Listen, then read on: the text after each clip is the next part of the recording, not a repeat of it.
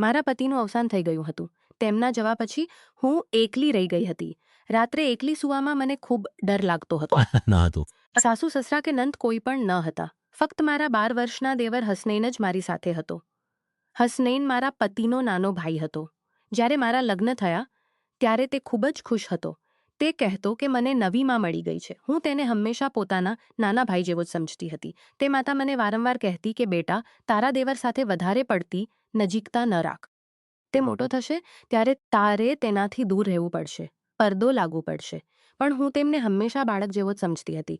પતિના અવસાન પછી રાત્રે એકલી સૂવાથી ડર લાગતી હતી. તો મેં હસનૈનને મારી સાથે બેડ પર સુવાડવાનું શરૂ કર્યું. શિયાળાની ઠંડી રાત્રો હતી. એક જ પલંગમાં તેની સાથે સૂતું મને અજીબ અને અણગમતું લાગતું હતું. હસનૈન 12 વર્ષનો હતો, પણ દેખાવ એવો હતો કે તે 20 વર્ષનો જુવાન લાગતો હતો. પણ હું એકલી હતી. મને ડર લાગતો હતો.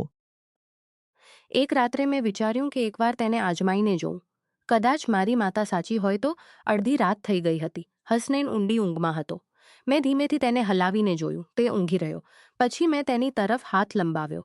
પણ જેમ જેમ મારો હાથ તેની નજીક પહોંચ્યો તેમ તેમ આંખો ખુલ્લી રહી. તેમ મારી આંખો ખુલ્લી રહી ગઈ.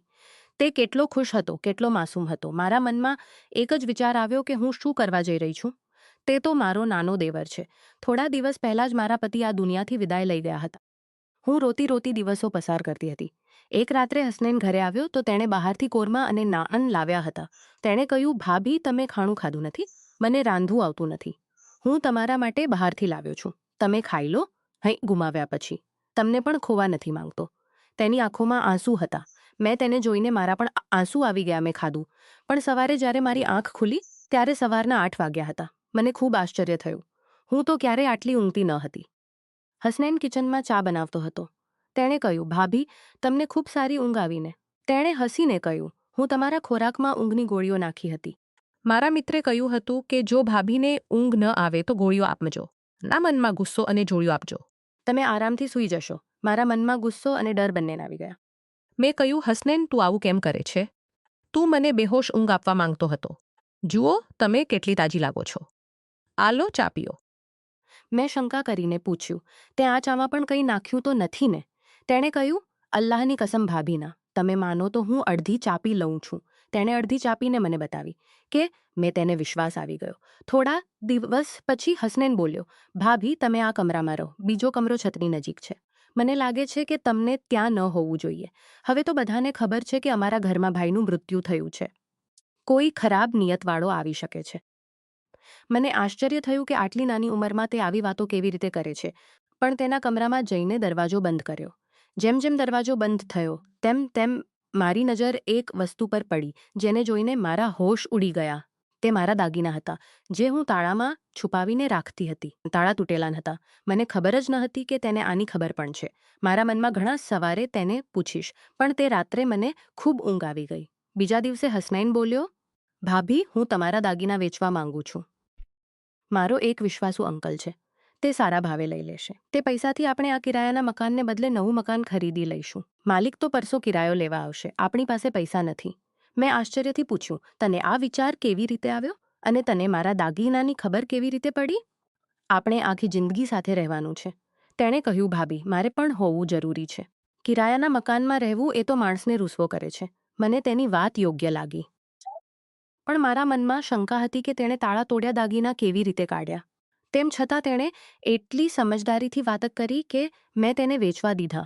મેં મારા માયકાવાળાઓને તો તેઓએ કહ્યું કે તું અમારા ઘરે આવી જા. નવું મકાન ખરીદવાની જરૂર નથી.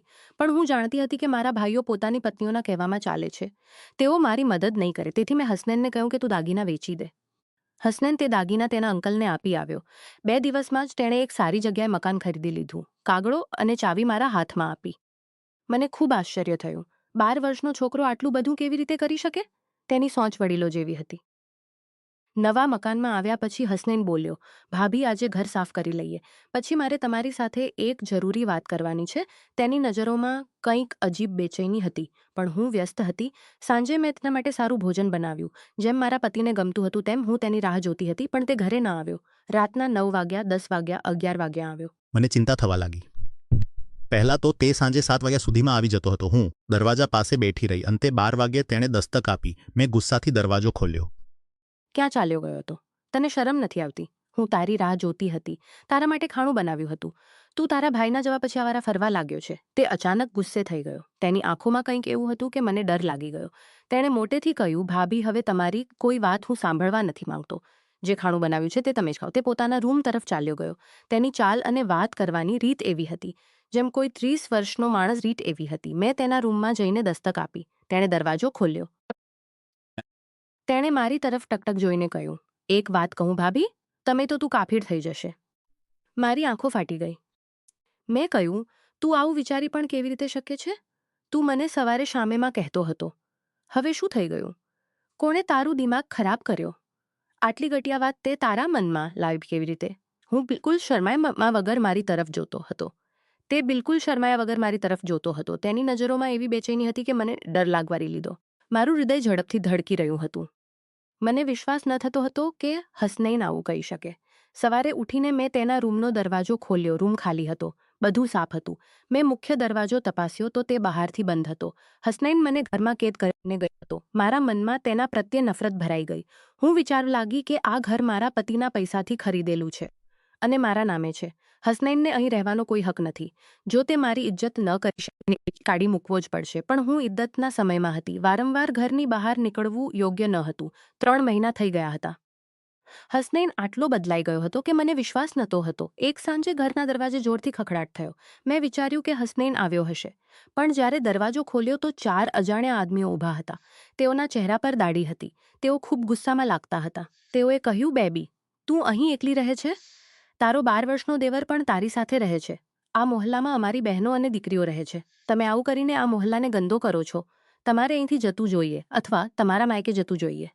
મેં તેમના મોં પર દરવાજો બંધ કરી દીધો. મારી આંખોમાંથી આંસુ વહેવા લાગ્યા. હું સમજી ગઈ કે આ બધું હસનૈનના કરેલા છે. તેણે મારા વિશે આવી વાતો ફેલાવી હશે કે હું ખરાબ સ્ત્રી છું. સાચું કહે છે, આ દુનિયા એકલી અને લાચાર સ્ત્રીને ખાઈ જાય છે. અલ્લાહ દરેકની ઇજ્જતની હિફાજત કરે. આગળ શું થયું એ જાણવા માટે ભાગ 9 ની રાહ જુઓ અને વાર્તાનો આગળનો ભાગ જોવા માટે ચેનલને સબસ્ક્રાઇબ કરવાનું ભૂલશો નહીં.